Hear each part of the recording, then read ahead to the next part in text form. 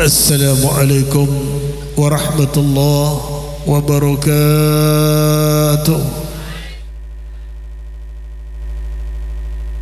Innal hamdalillah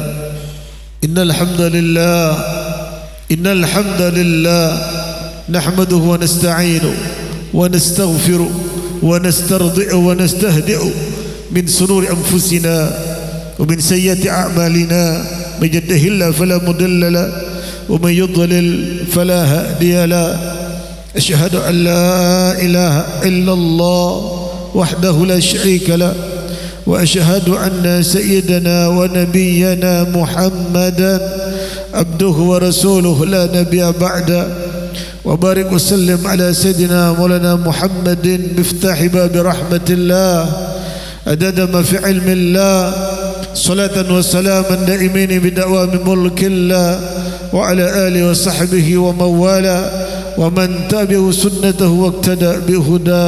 أما بعد معشر الحبائب الشرفاء العلماء الفضلاء الحضر المخترمون اللي شرفتكم وشرفكم الله.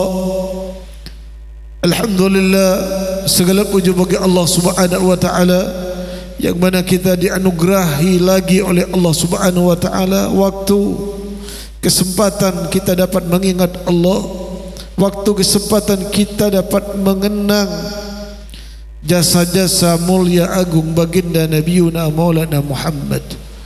Wa ibadallah wa'lamu, andai kata kalau bukan jasa baginda Nabi Muhammad, kita tidak akan dapat berkumpul seindah malam ini. Wa ibadallah, kalau bukan karena jasa yang dibawa baginda Nabi Muhammad, kita tidak akan mungkin dapat bersolawat saat ini kepada baginda Nabi Muhammad. Maka salawat ini wa ibadallah adalah pengikat kita dengan baginda Rasulullah. Ada hubungan ruhan dengan Nabi Muhammad. Ruhul musalli alaihi bih. Salawat yang kita baca adalah ikatan mulia antara umat Nabi Muhammad dengan paduka mulia baginda Rasulullah. Niscaya anda kata seorang tahu ya ibadallah dahsyatnya dan ampuhnya salawat, maka tidak ada satupun insan manusia yang akan meninggalkan untuk membaca salawat kepada paduka Maulana Muhammad. Maka sering kita sampaikan ya ibadallah, salawat adalah mafatih. Mafatih, beberapa pintu terbukanya fidarain.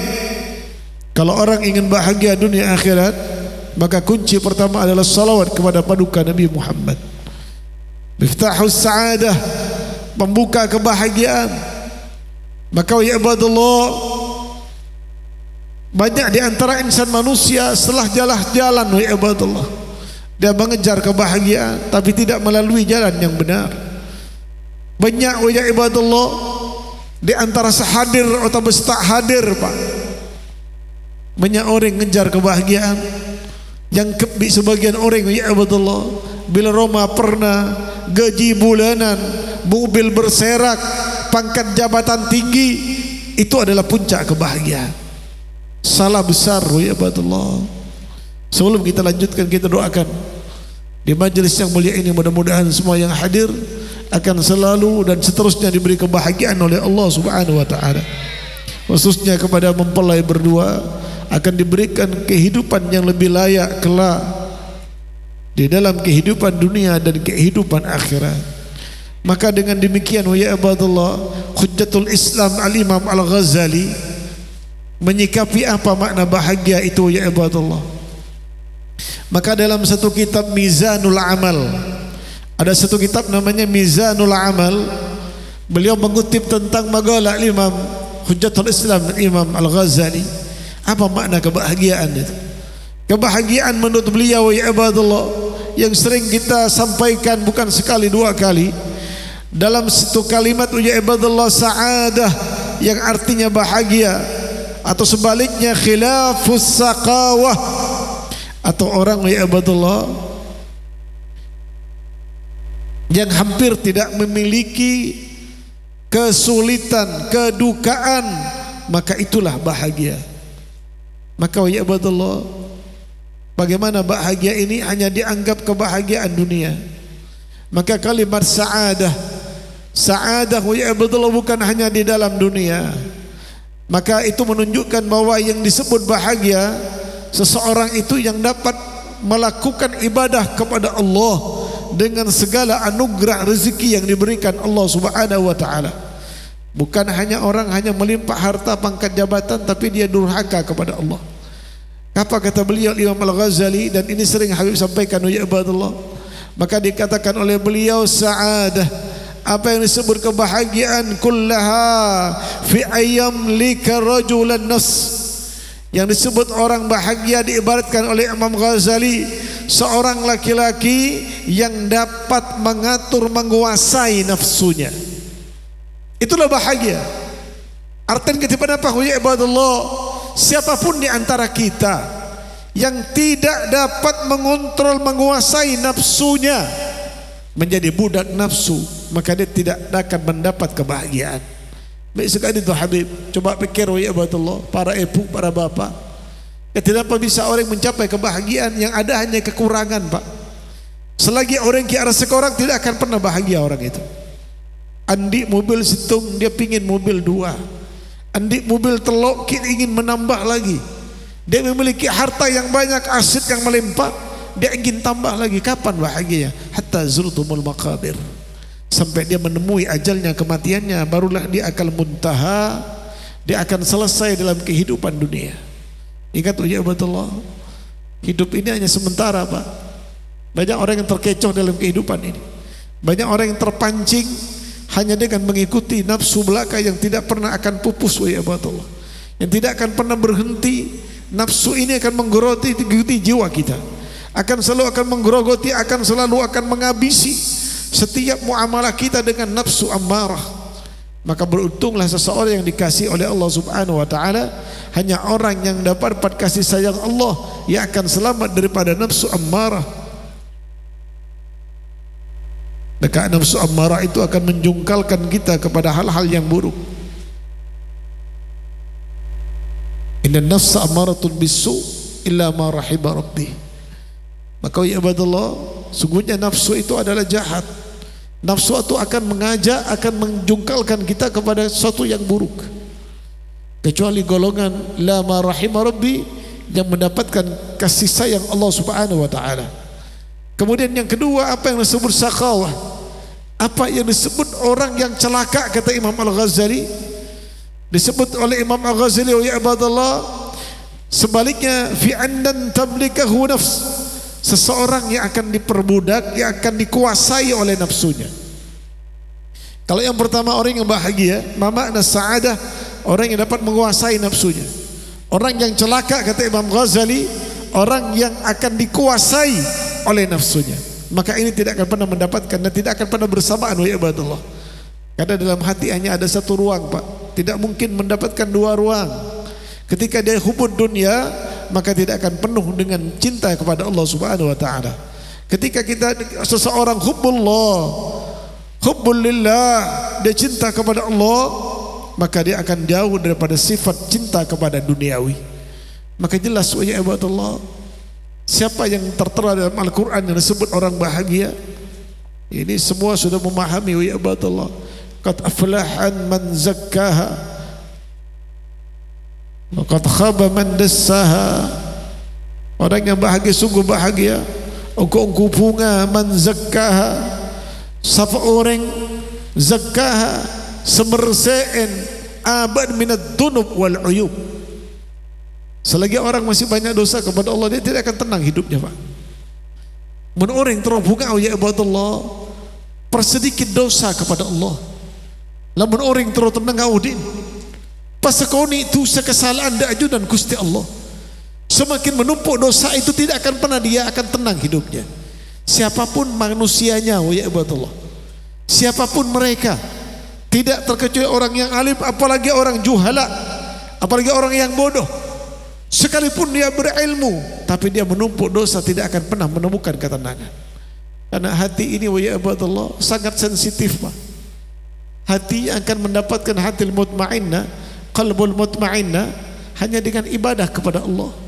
Ketika hati sudah keras, ketika hati sudah berkarat, maka akan lenyap ketenangan dalam jiwa kehidupan manusia.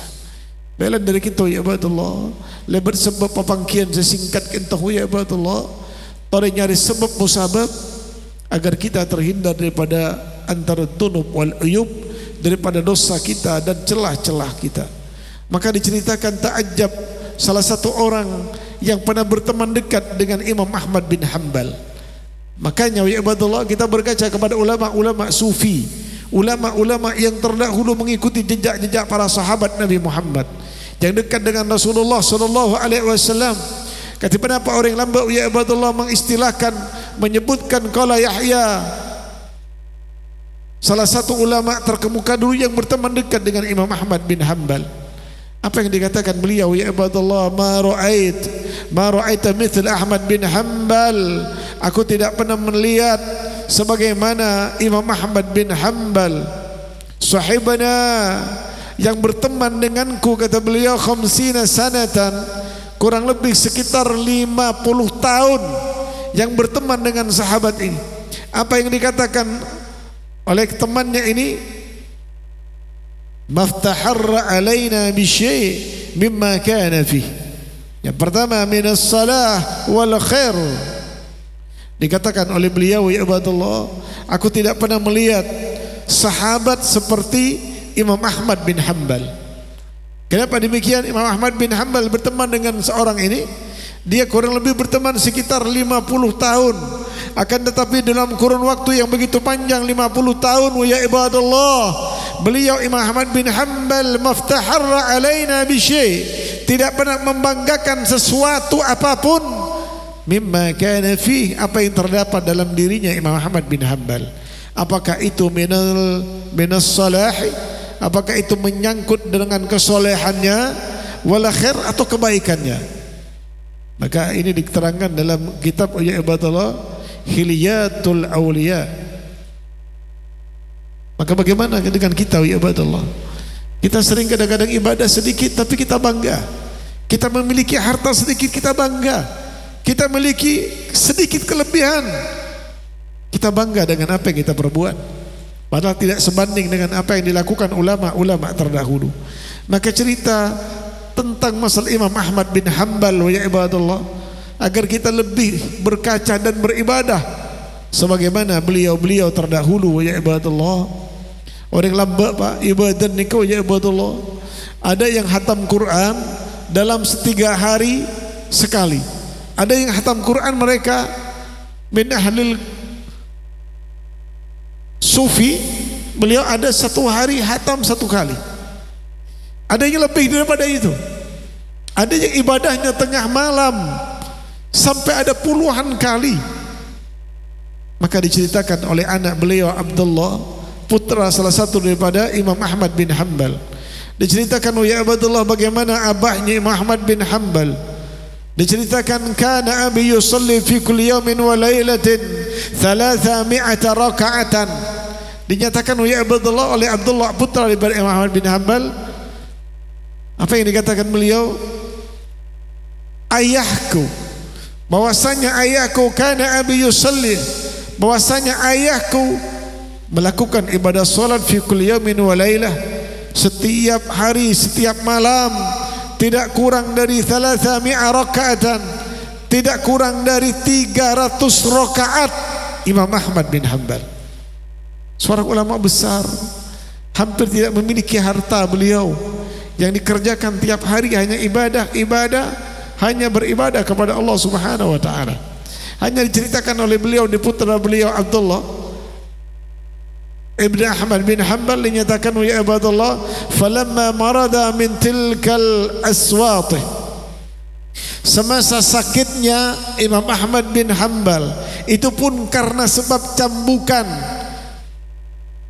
karena sakitnya beliau fi tilkal aswat ad'afatahu, dalam keadaan lemah beliau.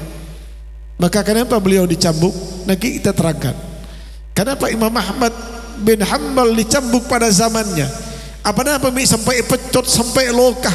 Dalam periwayatan beliau sampai kolen, sampai terkelupas. Ada sebagian daging Imam Ahmad bin Hanbal ada yang lepas daripada tubuhnya beliau.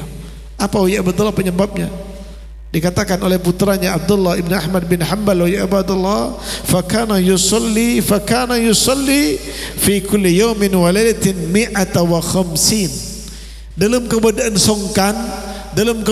songkan parah dan kulitnya hampir terkelupas, beliau melakukan salat fil lail wa ya ibadallah dalam sehari semalam kurang dari 1 seket rakaat. Bagaimana dengan kita ya ibadallah? 1 seket rakaat dalam sehatnya beliau 300, kurang lebih sekitar 300 rakaat yang ibadah kepada Allah. Di masa sakitnya beliau masih beribadah kepada Allah kurang lebih sekitar 150 rakaat dalam kondisi sakit beliau. Kemudian ya ibadallah,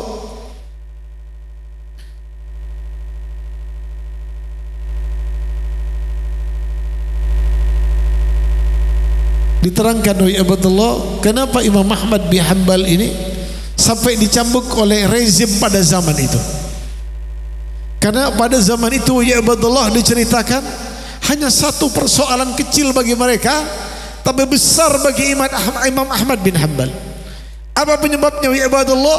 Karena beliau bersikukuh bahwa Al-Quran itu bukan makhluk. Coba zaman mungkin Pak, mungkin lo era-era Pak, orang ada bu, mungkin ya ibadallah sebagian orang nyangka bahwa Al-Quran itu adalah makhluk. Lah, kata Imam Ahmad bin Hanbal, beliau bersikukuh Al-Quran bukan termasuk makhluk. Apa itu kemudian? Al-Quran termasuk sifat min sifatillah. Al-Quran bukan makhluk, tapi sebagian daripada sifat dari sifatnya Allah subhanahu wa ta'ala. Hanya sebab ini ya ibadallah, Imam Ahmad bin Hanbal dengan rezim pada waktu itu dicambuk, dipenjara sebagaimana gurunya beliau Imam Al-Syafi'i. Al-Imam Syafi'i ya ibadallah bahkan wakilah dinyatakan beliau meninggalnya dalam penjara. Dan banyak tokoh-tokoh besar Islam yang tidak tanggung-tanggung meninggalnya dalam penjara ya ibadallah. Bagaimana Al-Imam dulu cucu Nabi Muhammad, Al-Imam Hasan pernah dipenjara, dan bagaimana terkeluarga besar Rasulullah terdahulu.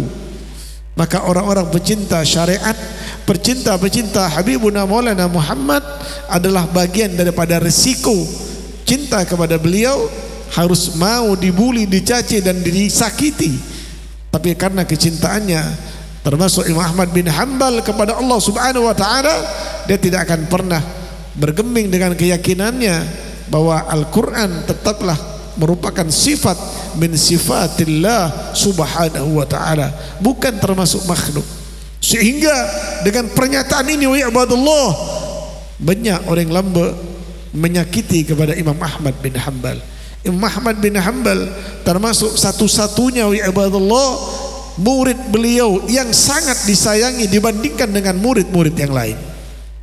Kenapa? Karena kecerdasan beliau dan periwayatan paling sedikit di luar kepala, hafal kurang lebih 4.000 hadis wakilah di luar kepala Imam Ahmad bin Hanbal. Sallu ala Nabi Muhammad.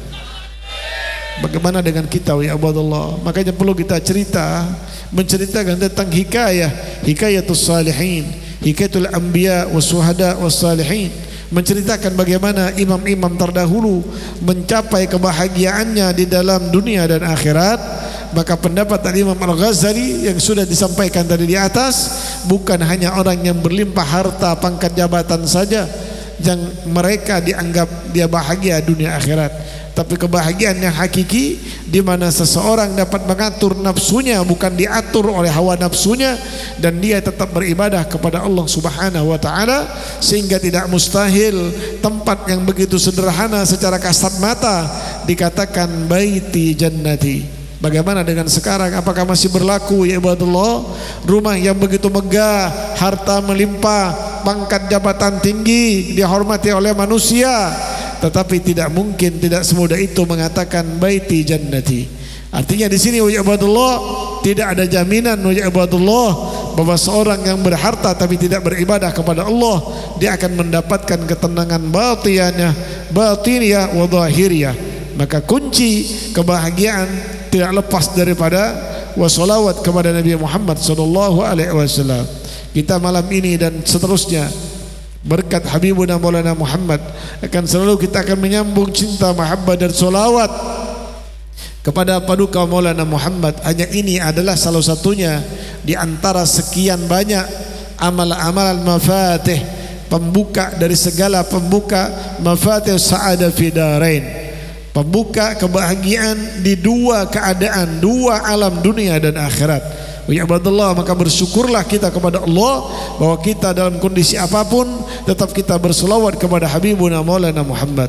Mudah-mudahan seterusnya akan ditambah oleh Allah kecintaan, mahabbah dan istiqamah di jalan Allah Subhanahu wa taala. Amin ya rabbal. Wa hakadal afu minkum ala kulli hada wa rabbuna rahman ilahil musta'an. Wassalamu alaikum warahmatullahi wabarakatuh.